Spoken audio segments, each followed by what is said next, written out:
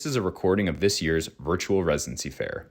We'd like to take the time to thank the programs that volunteered their time to present to this year's applicants.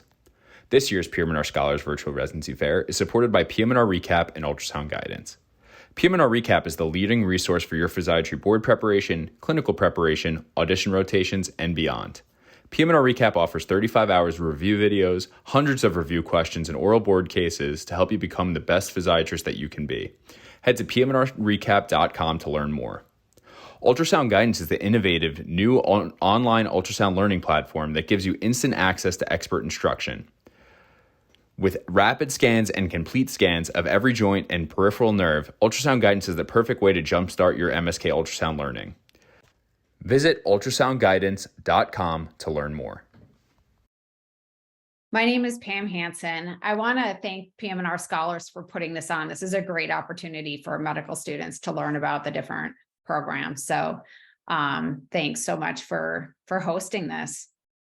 I'm Pam Hansen, and I've been the Residency Program Director at the University of Utah for the past 13 years.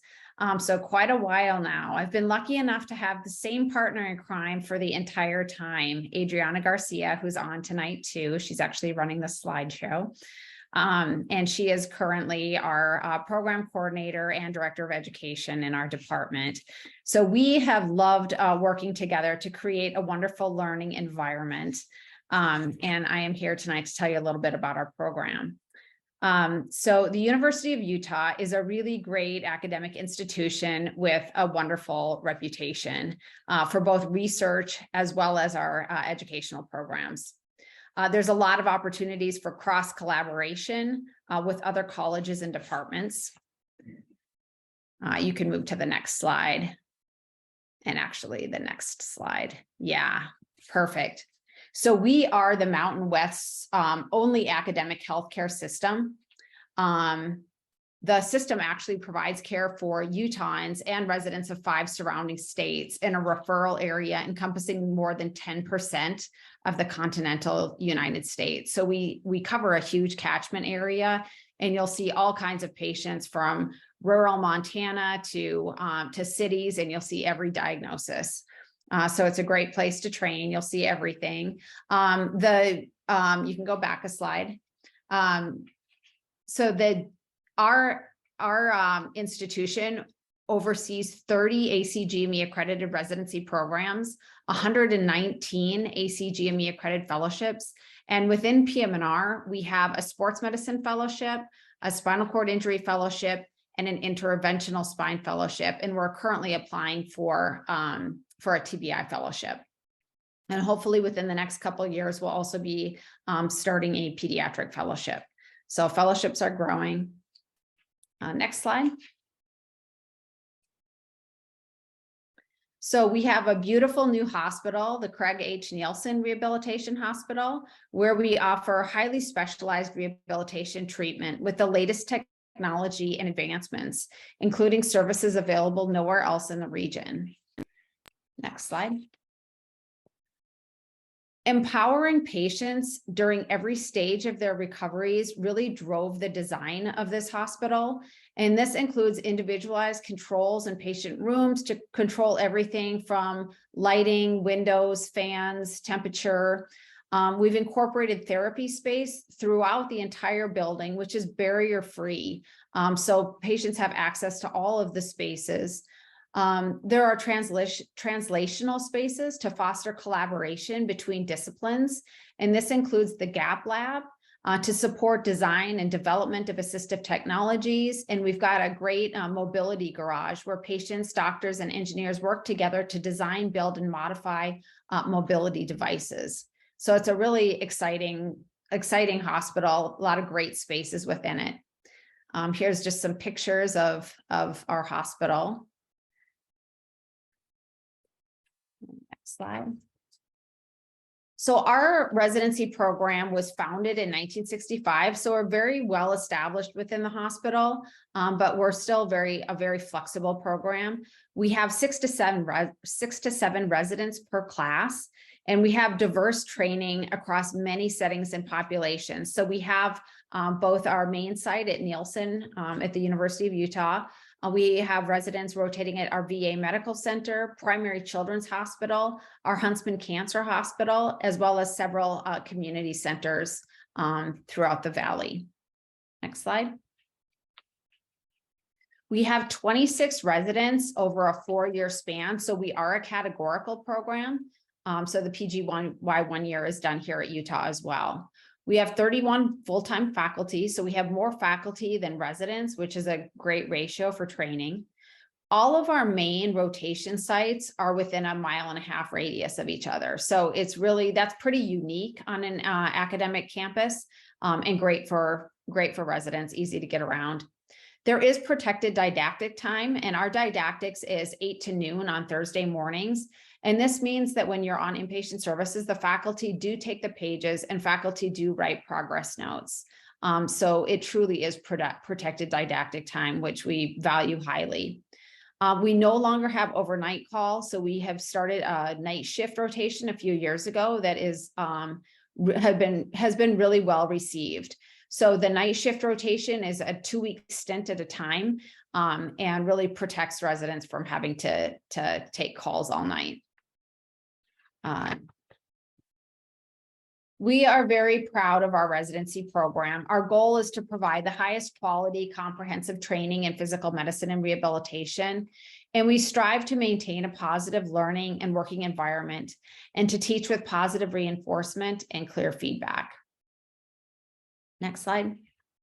We have devoted faculty who really love working with residents. Our faculty are motivated, collaborative, compassionate, and dedicated. We've got good mentorship programs, in both faculty mentorship programs as well as resident mentorship programs to provide support and guidance throughout your time here in Utah. We've got several rotations. So at the Nielsen Rehabilitation Hospital, there's 4 inpatient services. There's a consult service. There's an EMG resident. There's the senior resident. And then we have at the orthopedic center, we have both a sports and a spine rotation. At the VA hospital, there are several different rotations. We have a small inpatient service. And then we have multiple clinics covering everything from amputee, musculoskeletal, neuro rehab, polytrauma. You do a lot of your procedural training at the VA, lots of EMGs, lots of procedures. And there's also a VA supervisor position at the VA hospital. For Primary Children's Hospital, there's a combination of outpatient clinics, consults, as well as inpatient experience. And then there is a month of elective time and a month of selective time. And the difference there is for your elective time, you really can do anything, either within the university or even outside of the university. For selective time, your time is spent with doing whatever you want, but within the university system, covering different clinics. Next slide. Our didactics, we have an 18-month curriculum. So you go through the didactics twice during your time here. It's faculty organized and run with a lot of direction and feedback provided by residents. So every 18 months, we revisit and add and delete lectures, kind of cater to what residents are wanting more or less of.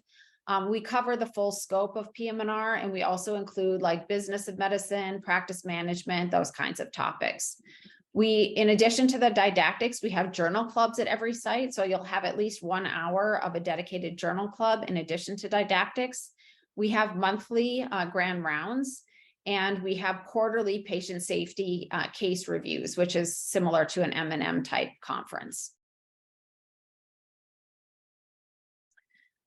We do have abundant opportunities for scholarly activity.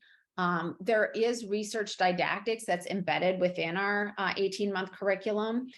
You are provided a research mentor, and we do have a list of existing projects to join to make it easy for trainees to get involved with existing projects.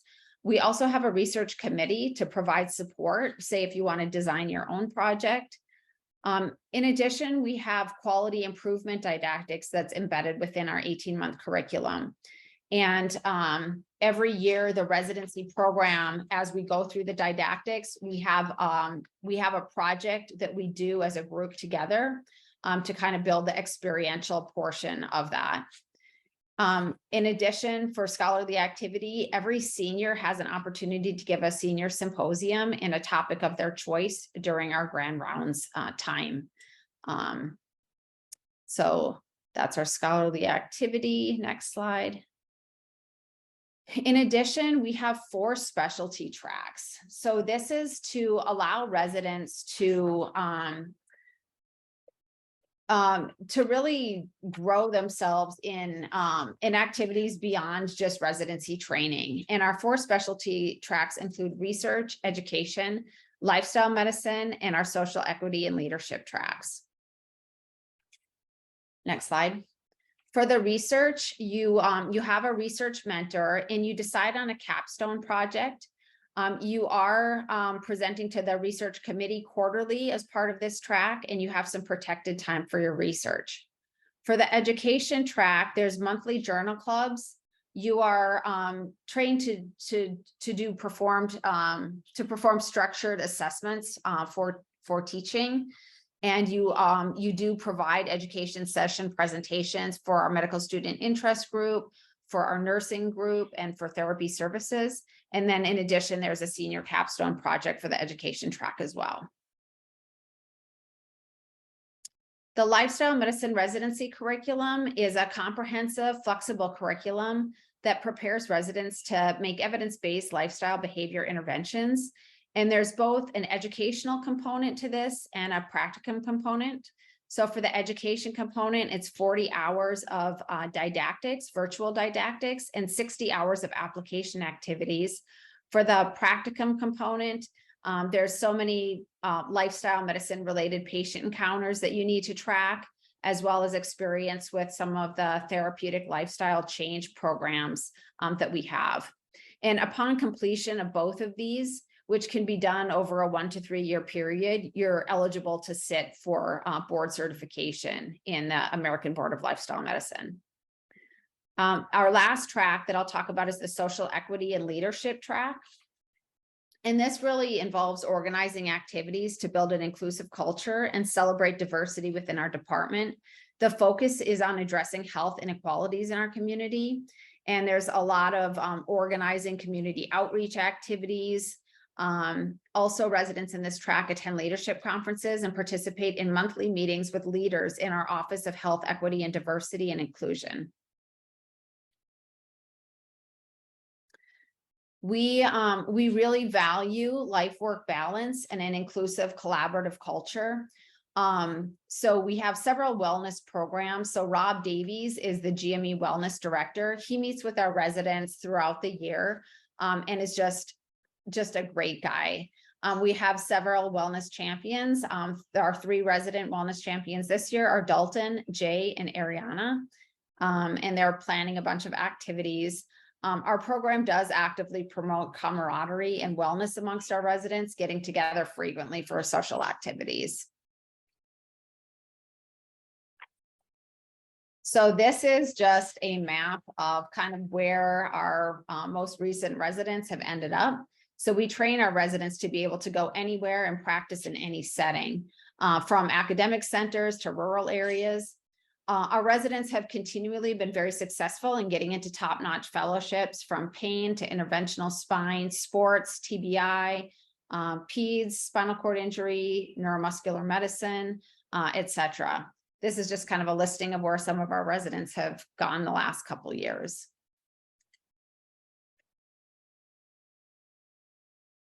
We live in a spectacular place. So we're in the foothills here at about 4,200 feet elevation, with the Wasatch Mountains in our backyard that are about 1,200 feet.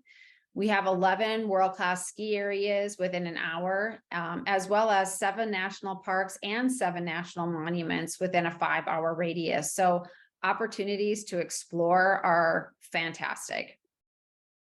And within the city, there's a lot of fun activities, a lot of culture, great restaurants, Music, this top picture to the left is Red Butte Gardens, which is one of my favorite venues. I think it's the best outdoor venue in the country for music, and they've got a great lineup every summer. It's going on right now. There's professional dance, theater, professional sports. So a lot to do within Salt Lake. So overall, I think we have a really balanced training program. There's exposure to the entire scope of PM&R, from level 1 to the trauma centers to the community clinics. There's excellent procedural training and ultrasound, fluoroscopic procedures, EMGs, you name it. There's great opportunities for sports coverage and adaptive sports coverage, which our residents really are heavily involved with. We have a comprehensive didactic curriculum, strong devotion to scholarly activity, dedication to a high quality of learning, and really you'll be working with a wonderful group of residents and faculty who care. And these are just some pictures. I think we have a couple slides with pictures here. 5 minutes. This is our website, and Adriana, you can keep scrolling through because I think our website is on the last page too. This is what I want to stop for a second. So if you want to learn more about our program, we have Wasatch Wednesdays, and this is the lineup. And if you go to our website, you'll see the link to these as well. But it kind of shows what things will feature on different nights. But these are a great way to learn more about the program and kind of different aspects of the program. You can also check out a lot of information on our website about the program. And in the next slide, I think there's contact information. So don't hesitate to reach out to Adriana or our chiefs this year. Any questions you have about the program. I look forward to hopefully meeting a lot of you during the interview season this year. So I'm going to open it up for questions. I'm sorry I went so long.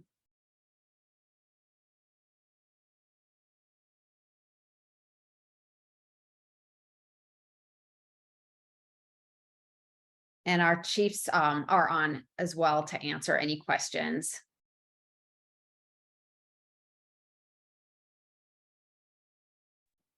Hey everyone, Hey, my Dr. name's. Hansen.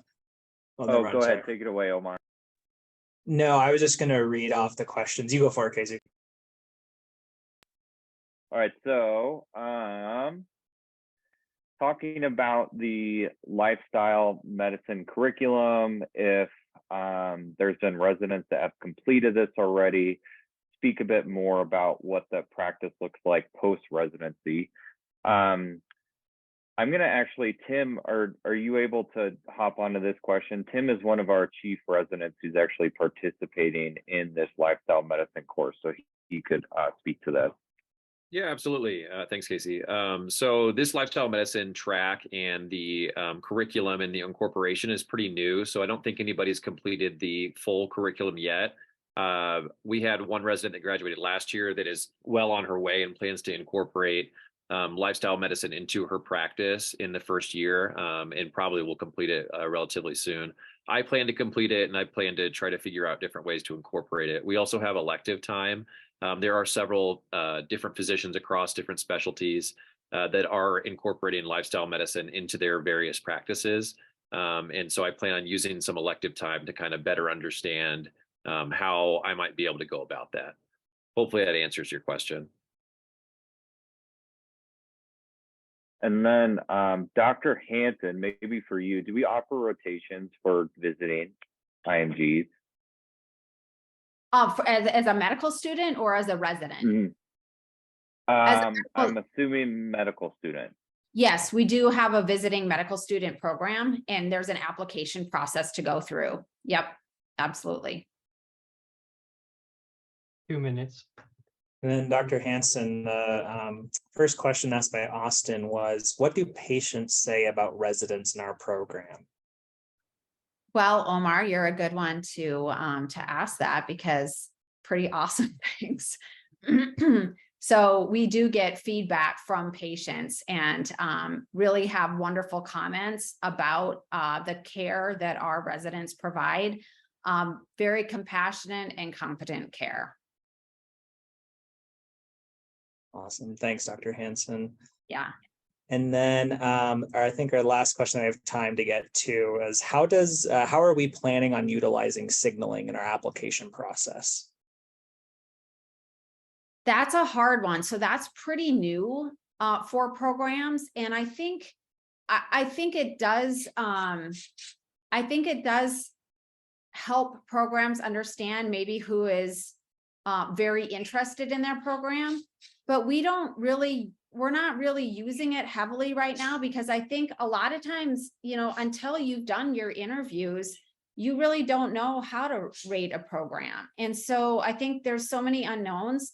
So we're kind of just looking at it right now, but we're not really, I can't say we're using it to make determinations on like who we're going to bring in for an interview and that kind of thing. I think that's challenging, and really challenging for medical students. So I would say do your homework up front and try to learn as much as you can about a program to signal, where you think you want to end up. But I really don't think it's smart for programs to use that. And I don't think most of them do really heavily anyway, in order to pick and choose who they bring to interview. All righty. Thank you very much, Dr. Hansen and Ms. Garcia, for sharing your programs, and to the residents of the U.